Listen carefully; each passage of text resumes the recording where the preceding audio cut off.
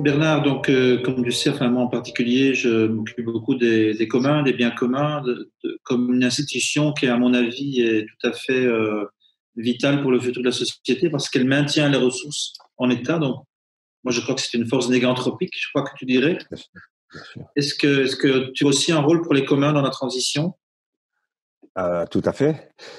Pour nous, ce que j'appelais tout à l'heure la capacitation, c'est-à-dire le partage et la culture locale de savoir. Ce que j'appelle savoir, hein, je le redis, hein, c'est le savoir, c'est savoir faire pousser des légumes. C'est comme un commun des capacités. Voilà, c'est ça. Pour moi, comme l'a montré Charlotte Hess dans un des bouquins qu'a publié Benjamin Correa d'ailleurs, puisqu'il a publié un livre qui s'appelle Le Retour des communs. Et dedans, Charlotte Hess, qui a travaillé dans l'université de, comment ça s'appelait, Elinor Ostrom, voilà, insiste sur un point très important. Elle dit les communs, c'est d'abord un savoir. C'est parce que les gens qui partagent un commun ont un savoir commun qu'il y a un commun. Voilà. C'est pas parce qu'il y a des saumons ou des poissons qu'il y a un commun des Indiens, par exemple, qui se nourrissent de ces poissons. Non, c'est parce que ces Indiens ont cultivé un savoir sur ces poissons. Et du coup, ont noué une relation avec ces poissons, avec la rivière, voilà. Nous pensons que c'est ça l'enjeu de ce que j'appelle tout à l'heure la déprolétarisation. Donc, développer des savoirs nouveaux dans une économie contributive, c'est forcément développer des communs. Après, ça pose des problèmes juridiques spécifiques en termes de propriété, en termes de gestion des communs, etc., etc. Et ça, on en a parlé pas mal, d'une part avec Benjamin Correa, et d'autre part avec, comment s'appelle-t-il, je retrouve plus son nom, Vercellone, qui est à Paris 8. Bon, il y a un petit peu des conflits idéologiques autour des communs, comme tu le sais bien mieux que moi. En France en particulier, pour moi, il y a 4 grandes tendances, voilà, qui essayent de s'approprier la chose. D'anciens communistes, communs communistes, voilà. Des gens pas du tout communistes, peut-être plutôt à tendance libertaire, voire libertarienne. Et puis, les nuances entre les deux, comme les Français savent très bien faire, voilà. Ce qui fait que les collaborations sont pas très très faciles, parce que moi j'essaie de ne pas trop, comment dire, reprendre des trucs classiques. Voilà, je pense qu'il faut reprendre un peu tout ça autrement. C'est ce qui fait on n'a pas avancé très vite en fait dans ce champ, mais justement avec Benjamin Correa, on s'est revu il y a 3 semaines, et puis il m'a invité il y a un mois ou deux pour un colloque qui se tiendra au printemps, je crois que c'est au mois de mars. Où on va repartir là-dessus, parce que je pense qu'il a bien compris que l'économie contributive va vraiment dans le sens de cette vision des communs. Et après, nous sommes extrêmement intéressés aux questions qu'il pose. Quel est le rôle de la puissance publique dans la valorisation des communs, dans leur entretien, dans leur création même? Quelles sont les questions de droit qu'il faut poser, etc., etc. Donc, aujourd'hui, alors pendant, je dirais, 2 ans et demi, c'est difficile hein, ce qu'on essaie de faire. Vous en avez bien conscience, c'est quand même très à contre-courant. Voilà, on a aussi des lobbies très puissants qui voient pas d'un très bon œil. Par exemple, quand on dit on peut remplacer le béton par l'argile, ça fait pas plaisir à tout le monde. Voilà. Donc, après, bon, nous disons aux bétonneurs, bah, les mecs, mettez-vous à travailler avec l'argile. On va vous aider. On est là pour vous aider. De toute façon, c'est votre avenir, parce que de toute manière, le béton, faudra arrêter. Mais ça prend très, très, très longtemps pour faire comprendre ça. Dans les boîtes comme ça, moi, avec certaines boîtes, ça fait 20 ans que j'essaye de leur faire comprendre des trucs comme ça. Et ça avance très, très doucement. Après, je pense que la situation actuelle, l'état d'urgence, on pourrait dire, dans lequel nous sommes, fait que tout à coup, quand même, les choses changent. Ça, je le vois partout, en ce moment. Partout, partout, partout. Les gens qui étaient dans le déni absolu, d'un seul coup, sont prêts à discuter et disent, écoutez, bon, expliquez-moi. Oui? Sauf, alors si certains ne sont pas sensibles aux enjeux écologiques, la notion d'ubérisation des grands groupes, ça, c'est quelque chose bien sûr. Parce que quand des mammouths se sentaient leaders et sans aucune fragilité, et que des General Electric ont failli plier, il n'y avait pas eu le gouvernement américain, là, il se passe quoi? Plus des ubérisations complètement incongrues, je pense que certains peuvent dire, oula, si on prend pas, par exemple, ce que vous dites, le tournant de l'argile, elle risque de nous rentrer en pleine face, surtout que… Absolument. Voilà. Donc, je pense que, quelle que soit la fibre, qu'elle soit par le côté très économique de prise de risque de son business model ou qu'elle soit par une conviction ou une sensibilité plus écologique, je pense qu'il y a la réceptivité. Et en plus, mais ça vous devez bien le voir, moi ce que j'observe avec les entreprises, les grands groupes, c'est que pour sortir des impasses qu'ils ont vues, moi ce qui m'épate, c'est qu'ils sont tous en train de se tenir la barbichette. Je m'explique. Celui qui faisait de la téléphonie va sur les banques, la banque va dans l'assurance, l'assurance va sur la téléphonie, l'industrie d'avionique va sur les voitures font des avions, et donc tout le monde se tient encore plus la barbichette, ce qui veut dire que s'il y a un facteur ou des facteurs qui font, sans tomber dans l'élément effondrement, mais enfin, en tout cas, qui font un peu capoter quelque chose, non content qu'avant certains pouvaient être fragiles tout seuls, là, ils risquent de s'écrouler tous ensemble. Donc, je pense que c'est parce qu'il y a une incapacitation à penser autre chose, de par le fait que souvent, ils vont solliciter des cabinets de conseil qui leur ressemblent, ils vont avoir peu de chances d'avoir quelque chose de différent. Je pense qu'il peut y avoir une écoute attentive de certains, parce que, comme vous le disiez tout à l'heure, le déni repose sur le fait qu'ils ne savent pas comment faire, mais peut-être que ce que vous êtes en train de réaliser peut être une vraie voie, une vraie ouverture qui peut les ouvrir à autre chose. Oui, oui, tout à fait. C'est exactement ce que je constate, moi. D'ailleurs, ce que je racontais sur l'argile et la révolution industrielle, moi, c'est pas du tout mon secteur. Moi, je connais un peu le numérique, mais à part ça, je connais rien, hein, bon, dans le monde industriel. C'est un ingénieur qui est venu me poser ces questions il y a déjà 5 ou 6 ans. Un ingénieur du bâtiment, c'est un polytechnicien en fait, qui travaille dans un très grand groupe chez Vinci, voilà, et qui est venu me voir en me disant, il suivait les travaux d'Arsène Esprit, en me disant, moi je suis convaincu par ce que vous dites et je suis sûr que Vinci peut se faire ubériser. Enfin, il l'avait pas dit parce qu'à l'époque on n'employait pas encore ce mot-là, où ça commençait juste. Il n'avait pas dit ça comme ça, mais c'était de ça dont il parlait. Et en effet, il avait d'ailleurs convaincu Xavier Huillard, le patron de Vinci, qu'une association entre Amazon et les industriels du bâtiment chinois, c'était la mort de Vinci. Et c'est en train de se préparer. Donc, ça, c'est l'aspect guerre économique. On peut les aider, si je puis dire, à ne pas se faire massacrer. Voilà. Maintenant, ce qu'il faut montrer, c'est que, enfin, nous, ce que nous soutenons, c'est que les systèmes, disons, d'ubérisation, qui sont donc des systèmes de plateformisation, ils sont basés sur l'entropie, c'est-à-dire sur le court-circuit des localités systématiques, voilà.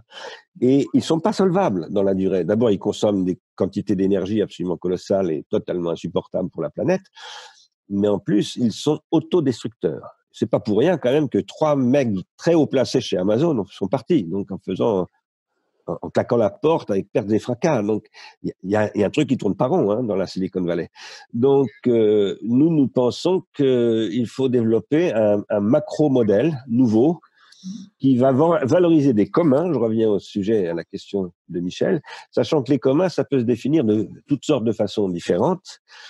Et d'ailleurs, je pense qu'il faudrait que nous organisions, on avait commencé à essayer de le faire, tu t'en souviens, tu étais venu, enfin, je crois que tu étais en vidéo, je me souviens plus, mais on avait commencé à essayer de le faire à Saint-Denis une première fois, mais il va falloir qu'on y revienne, peut-être avec Benjamin Coria, pour peut-être lancer un vrai projet avec comme nous mettons des chercheurs sur les trucs, voilà, et pour essayer, en plus maintenant on travaille avec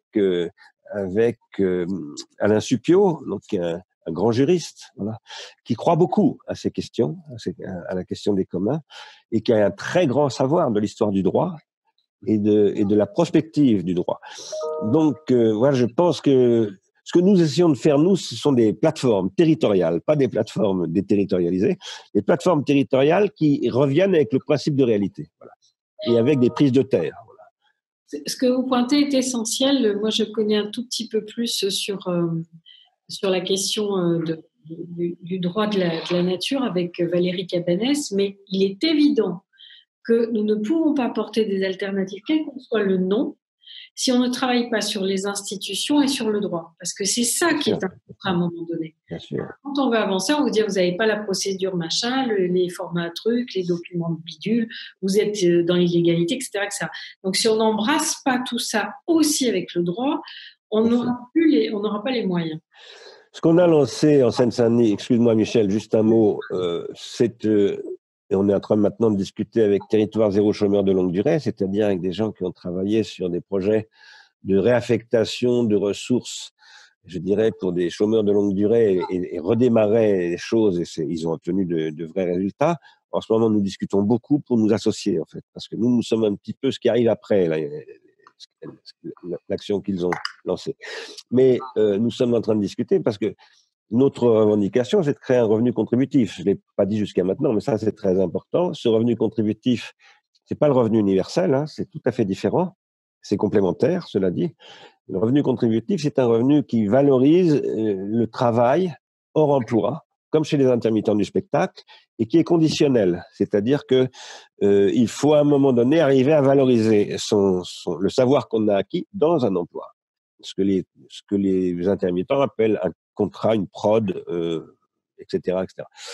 Et nous pensons que ça peut se développer et migrer dans différents secteurs. Peut-être pas dans tous les secteurs, parce que moi, je crois pas qu'il y ait un truc qui soit la solution à tout. Je crois pas du tout ça. Je pense qu'il y a des secteurs où on restera dans des modèles classiques, comme il existe aujourd'hui encore de l'agriculture, je dirais, très ancienne. Voilà.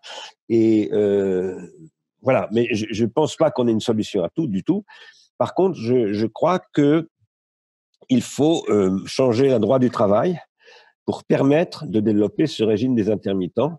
Et ça suppose, c'est rendu possible en France par ce qu'on appelle le droit à l'expérimentation territoriale.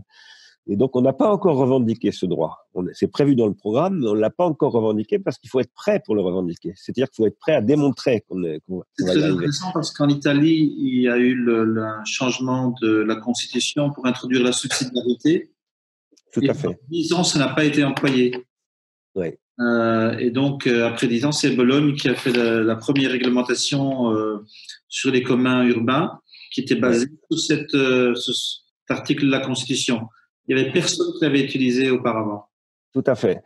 Alors, nous pensons que, voilà, il faut systématiquement rendre possible ce genre de choses, mais ce sont des problèmes juridiques.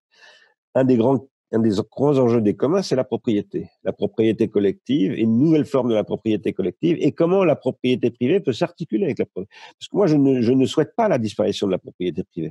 C'est pas le problème. Voilà. Peut-être qu'il faudra que ça disparaisse un jour, mais aujourd'hui, c'est pas du tout ça le problème. Le problème, c'est la diminution de l'entropie. C'est tout à fait autre chose. Donc, si le dogme, on va détruire la propriété privée, empêche de diminuer l'entropie, je préfère protéger la propriété privée.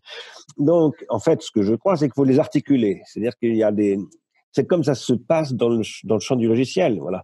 Le logiciel est quand même là pour ça. Le logiciel libre, je veux dire, est un éclaireur. Voilà. Et je pense qu'il faudrait aller beaucoup plus loin maintenant. Il y a des gens, quelqu'un qui est passé d'ailleurs chez moi quand j'étais directeur de l'IRCAM, qui s'appelle Mélanie Dulon de René, voilà, elle est juriste, elle a travaillé sur ces questions-là, elle est maintenant au CNRS. Mais il y a des gens qui travaillent là-dessus. Ce que je crois, c'est qu'il faudrait créer une école juridique, vraiment, autour de ça. Et ça, c'est possible entre le Collège de France, où il y a Alain Supiot, Sciences Po, où il y a des gens qui s'intéressent de plus en plus à ces questions. Je parle pour Paris, mais aussi les facultés de droit. Il y a beaucoup de gens qui s'intéressent à ces questions dans le monde juridique aujourd'hui. Mais ce qu'il faudrait, c'est expérimenter. Moi, je crois qu'on n'a pas le temps, parce que je reviens un peu sur le point d'avant, on est dans une période de transition, mais qu'est-ce que ça veut dire qu'on est sur une période de transition? Ça veut dire que le GIEC nous dit il n'y a plus que 8 ans, voilà, pour véritablement créer des bifurcations. Eh bien, c'est une réalité, ça. C'est quelque chose avec lequel on ne doit absolument pas composer. C'est-à-dire que c'est indénégociable. Et il faut aller très, très vite. Pour aller très vite, il faut prendre son temps. C'est ça le grand paradoxe. C'est-à-dire il nous faut 10 ans, mais on va travailler, on n'est pas dans le marketing à faire un résultat dans les 3 mois qui viennent pour les actionnaires. Non, c'est pas du tout ça. On implique les habitants, on travaille avec les territoires, on discute avec les grands groupes, avec les grandes banques, avec les plateformes elles-mêmes, voilà. Et peut-être qu'on crée des nouvelles plateformes aussi, pas forcément américaines, pas forcément chinoises. Et par exemple, basées aussi sur les communs, le logiciel libre et toutes ces choses-là. Et on se donne vraiment les moyens de faire les choses. Et se donner les moyens, ça veut dire quoi? Ça veut dire travailler comme la grande industrie, en fait. La grande industrie, qu'est-ce qu'elle fait? Elle crée des laboratoires de physique fondamentale. Moi, j'enseignais ça à mes étudiants. Léon Briouin, il faisait de la mécanique quantique chez Philips. Donc, parce que Philips mettait de l'argent, se disait, il faut que je prenne de l'avance. Donc, il faut des gens qui font de la recherche fondamentale, il faut des gens qui font du développement, c'est-à-dire qui sont capables de faire travailler des ingénieurs, des clients, etc., avec les gens qui font de la recherche fondamentale. Il faut réinventer tout cela dans un modèle qui n'est plus le modèle consumériste et du capitalisme qui est devenu d'ailleurs spéculatif, mais de l'investissement social collectif où le capitalisme doit trouver sa place parce que sans lui, on peut rien faire aujourd'hui. Dans les 8 ans qui viennent, on est absolument obligé de travailler avec les banques, les grands capitalistes, etc. Sinon, c'est foutu. Donc, c'est leur intérêt de travailler avec nous, il faut le leur faire comprendre, mais c'est aussi notre intérêt de travailler avec eux. Il faut qu'on le comprenne. Après, ça ne veut pas dire qu'il faut se soumettre à leur point de vue, bien entendu.